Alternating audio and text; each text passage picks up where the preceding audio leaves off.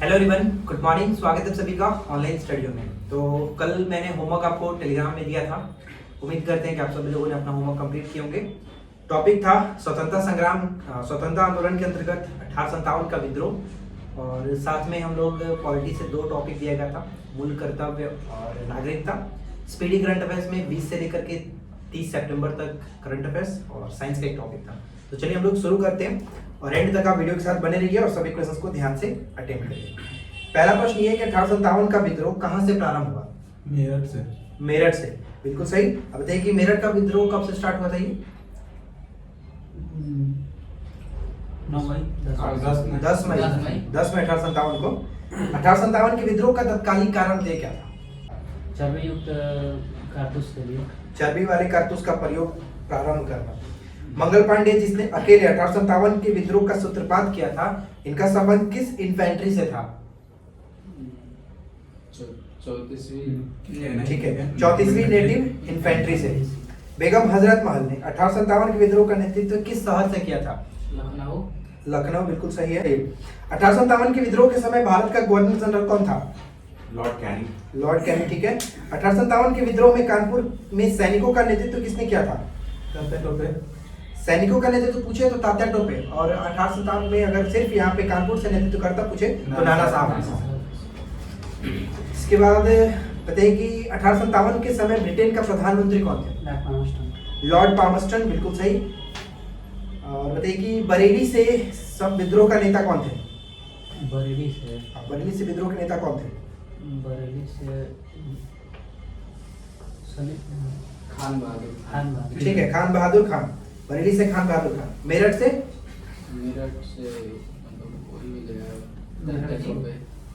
बोलिए। कदम सिंह। कदम सिंह। दिल्ली से बहादुर वक्त खा। सैन्य कहा जाए तो वक्त खा, और ऐसा नेतृत्व करता तो बहादुर शाह द्वितीय। इसके बाद नेक्स्ट क्वेश्चन ये है कि बिहार में 1857 की क्रांति के नेता कुंवर सिंह का देहांत कब हुआ था? बताइए। 26 अप्रैल। ठीक है, 26 अप्रैल। हाँ। और फिर 19 बोल रहे हैं। 1858। 26 अप्रैल 1858। चलिए, इसके बाद अगला प्रश्न है कि कौन सा आयोग 1857 के विद्रोह दमन के बाद भारतीय फौज के नव संगठन में से संबंधित था? पील कमीशन। पील आयोग, पील कमीशन। 1857 के विद्रोह में अंग्रेजों का सबसे कट्टर दुश्मन कौन था? अजीमुल्लाह नहीं। मौलवी अहमदुल्ला साहब।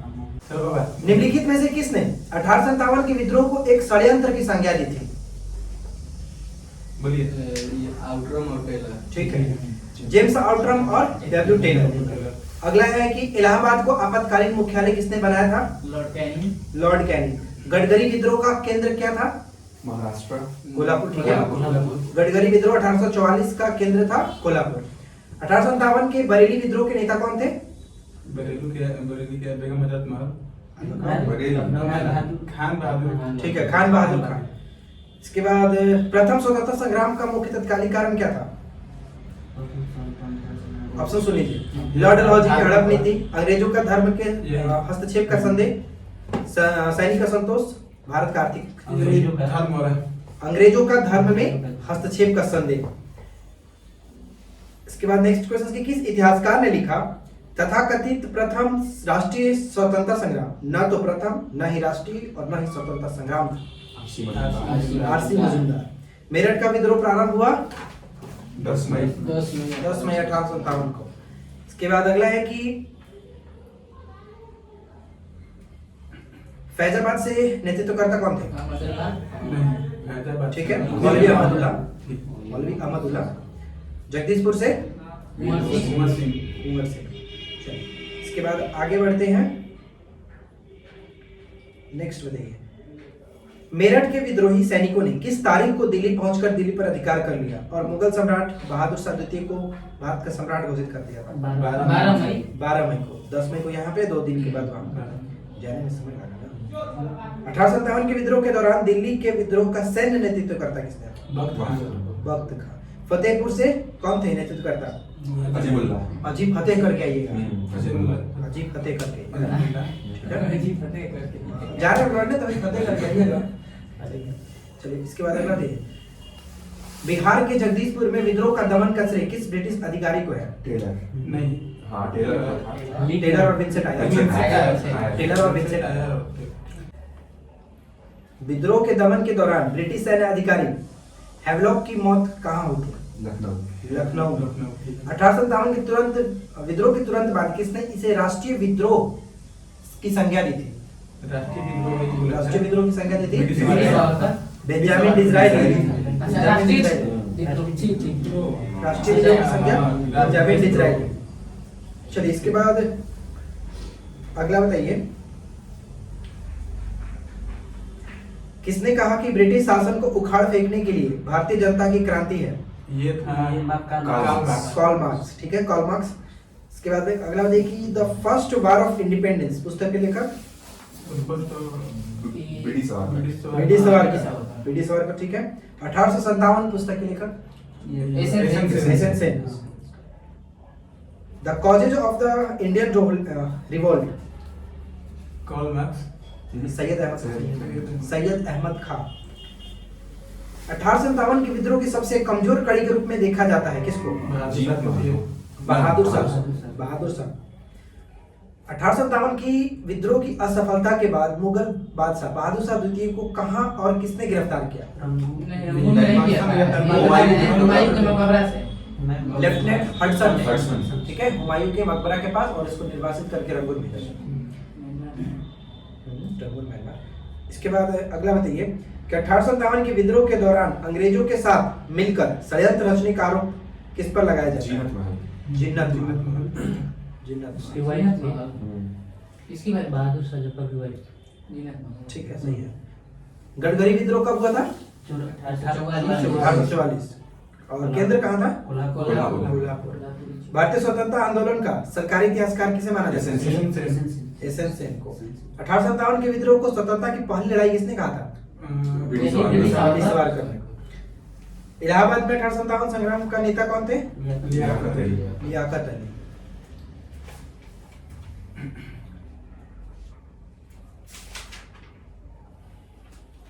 चलिए अगला प्रश्न हमारा है नागरिकता से।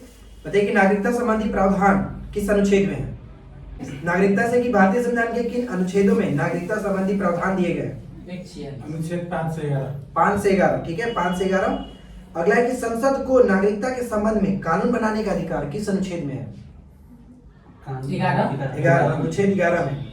नागरिक बनने की निम्नलिखित शर्तों में एक आवश्यक शर्त क्या होगा? ऑप्शन सुनिएगा। राज्य की सदस्यता, उच्च परिवार की सदस्यता, उच्च जाति की सदस्यता, किसी धर्म का समर्थन। राज्य की सदस्यता। पाकिस्तान से आकर भारत में नागरिकता प्राप्त करने संबंधी प्रावधान का वर्णन किस अनुच्छेद में दिया है? अनुच्छेद 6। पाकिस्तान से आकर भारत में नागरिकता प्राप्त करने के संबंध में प्रावधान अनुच्छेद 6 में। अगला बताइए कि भारतीय संविधान में नागरिकता के प्रावधान कब लागू किए गए? 1949 में। 1949 में। संविधान द्वारा प्रदत्त नागरिकता के संबंध में संसद ने एक व्यापक नागरिकता अधिनियम कब बनाया था?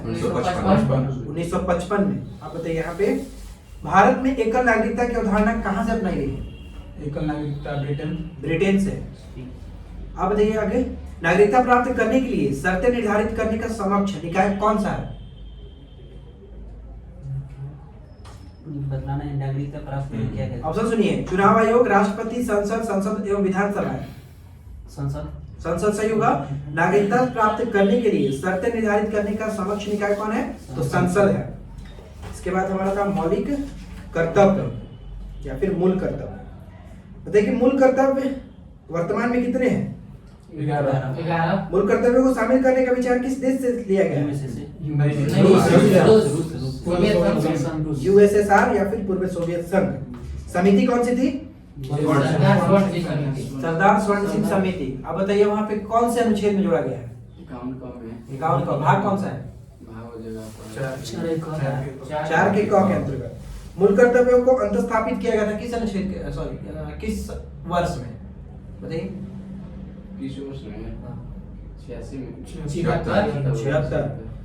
1976 42 संविधान संशोधन। 42वें संविधान संशोधन के द्वारा कितने आदर्शों को शामिल किया गया था? 10 और 11वां को 86वां संविधान 2002। 86वां संबंधित किससे था? 6 से 14 वर्ष के बीच अपने बच्चों को शिक्षा के अवसर प्रदान करने से। कि किस भाषा की फिल्म छेलो सो ऑस्कर 2023 के लिए नामित हुई है? गुजराती। बहुत अच्छा। आप बताइए विकास जी कि सूचना अनुसार किस राज्य के मंत्रिमंडल ने शराब बनाने को वैध बनाने का फैसला किया है? मणिपुर। विकास जी है आप। अगला बताइए आप समीर। पोंग लहबसोल महोत्सव 2022 किस राज्य में मनाया गया? सिक्किम। बहुत अच्छा, सिक्किम। अगला बताइए हैरी बाबा प्रतिष्ठित सिमता पाटिल मेमोरियल अवार्ड से सम्मानित किसे किया गया? स्मिता इन्हीं की पाटिल। जैसी है आलिया भट्ट। ठीक है। दौलताबाद किले का नाम बदल करके देवगिरी किला करने की घोषणा किसने की है? महाराष्ट्र। जहां है वही करेंगे। आगे बताइए समुद्री पर्यटन को बढ़ावा देने के लिए ग्रीन फिन्स हब नामक वैश्विक डिजिटल प्लेटफॉर्म किसने लॉन्च किया? UNEP। हाँ, UNEP, ठीक है। अगला प्रश्न बताइए कि भारत का पहला डुगोंग संरक्षण रिजर्व कहाँ अधिसूचित किया गया है? तमिलनाडु। प्लास्टिक प्रदूषण को खत्म करने के लिए एनसीसी ने किसके साथ समझौता किया है? यूएनईपी के साथ। आगे बताइए आप पीएम केयर्स फंड का नया ट्रस्टी किसको नियुक्त किया गया है?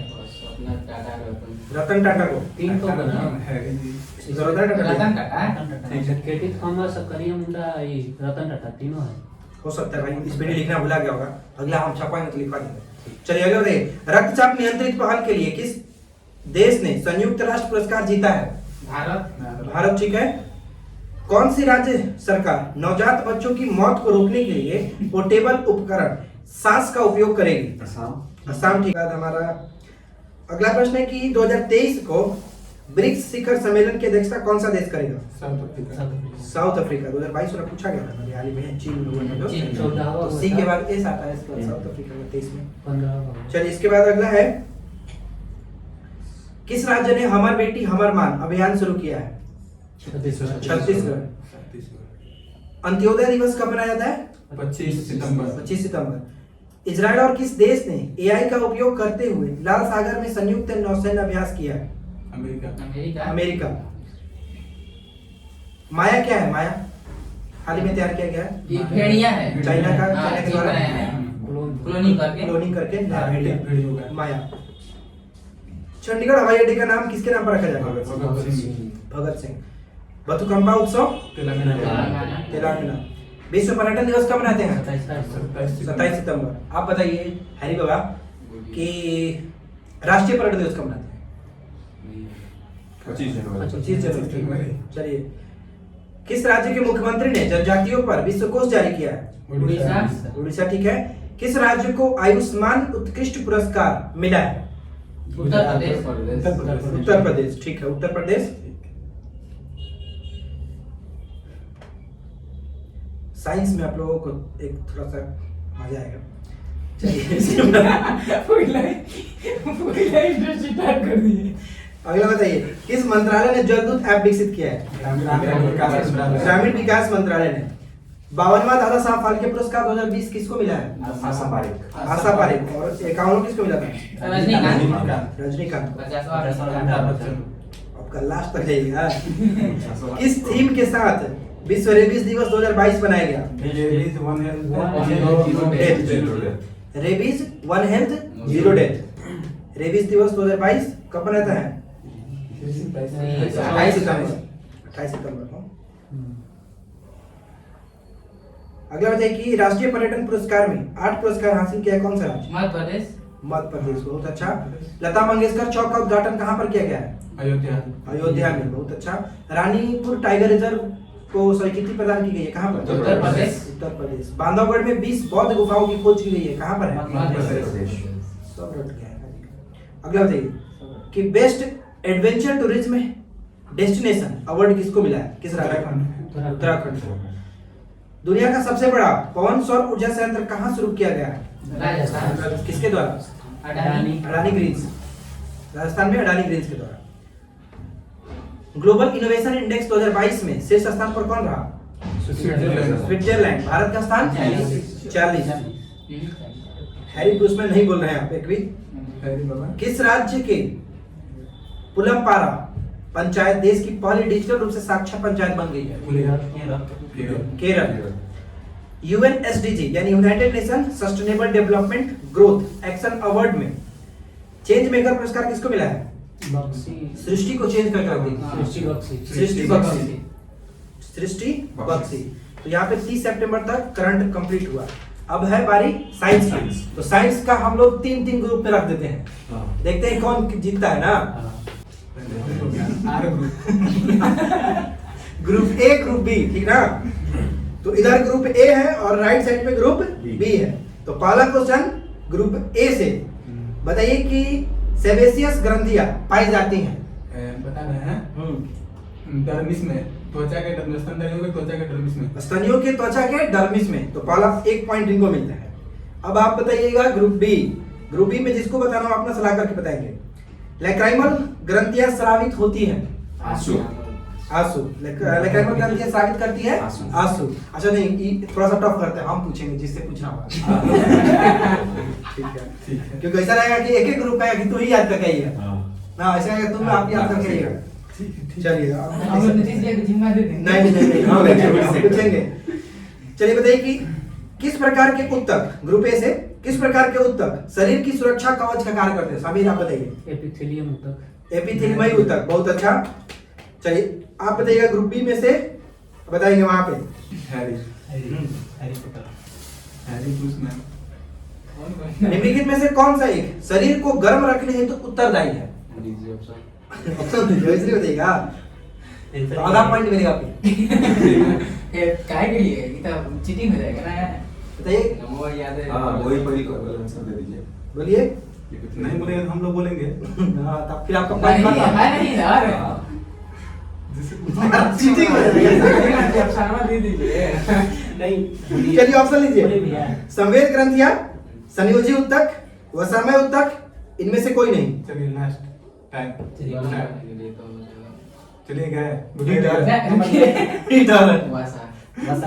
वसामय उत्तक, ठीक है, वसामय उत्तक। चलिए आप बताइए ग्रुप ए, मनुष्य के शरीर की सबसे लंबी कोशिका कौन सी होती है? तंत्रिका कोशिका। तंत्रिका कोशिका। चलिए आप लोग बताइए तंत्रिका उत्तक की इकाई क्या है? बहुत बढ़िया। तंत्रिका उत्तक की इकाई न्यूरॉन, बहुत अच्छा। चलिए आप लोग बताइए यहाँ पे संवेदना का चालन शरीर में एक भाग से दूसरे भाग में किसके द्वारा होता है? तंत्रिका तंत्रिका उत्तक के द्वारा, बहुत अच्छा। आप बताइए नीतीश भी, आप बताइए लिगामेंट्स एक रचना है जो जोड़ती है किसको किसको? Bone to bone. Bone to bone, बिल्कुल सही। अस्थि को अस्थि से। ऊंट का कुबड़ किस उत्तक का बना होता है? वसामय उत्तक का। और यही हम लोग को क्या करता है? गर्मी प्रदान करता है। चलिए इसके बाद बताइए इधर फेफड़ों को ढकने वाला आवरण क्या कहलाता है? ठीक है, प्लूरा। इधर बताइए कि दांत का शिखर किसका बना होता है? ध्यान से एक बार आंसर क्या होता है? ठीक है, दांत का शिखर क्या होता है? दांत मुख्य रूप से किसका बना होता है? डेंटाइन का। डेंटाइन का। प्राणियों में आप लोग बताइएगा इधर, प्राणियों में निम्नलिखित में से किस प्रकार के संयोजी उत्तकों में वसा संग्रहित होती है? ऑप्शन नहीं देंगे हम। नहीं देना पड़ेगा। प्राणियों में निम्नलिखित में से किस प्रकार के संयोजी उत्तकों को वसा संग्रहित होती है? बताइए, ऑप्शन सुनिए तो। कॉन्ड्रोसाइट, ऑस्टियोसाइट, एडिपोसाइट, इनमें से कोई नहीं। तो पहले ही बोल देते हैं एडिपोसाइट।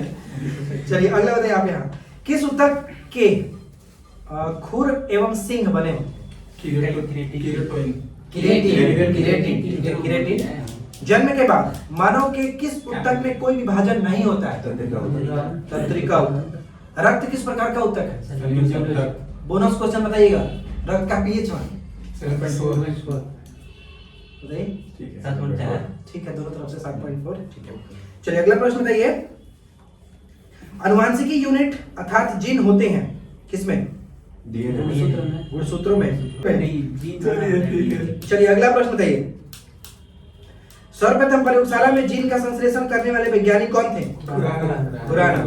चलिए आप बताइए आप लोग, एक जीन एक एंजाइम सिद्धांत किसने प्रतिपादित किया था? बीडर एवं टैटम। ठीक है, बीडल एवं टैटम ने। नेक्स्ट क्वेश्चन बताइए यहाँ पे कि डीएनए का डबल हेलिक्स मॉडल किसने दिया था? वाटसन क्रिक मैक्सिम क्रिक। वाटसन एंड क्रिक, बहुत अच्छा कंपटीशन पे आप लोग। चलिए आप बताइए कि एक समान मानव शुक्राणु में ऑटोसोम की संख्या कितनी जोड़ी होती है? 22 तेईस।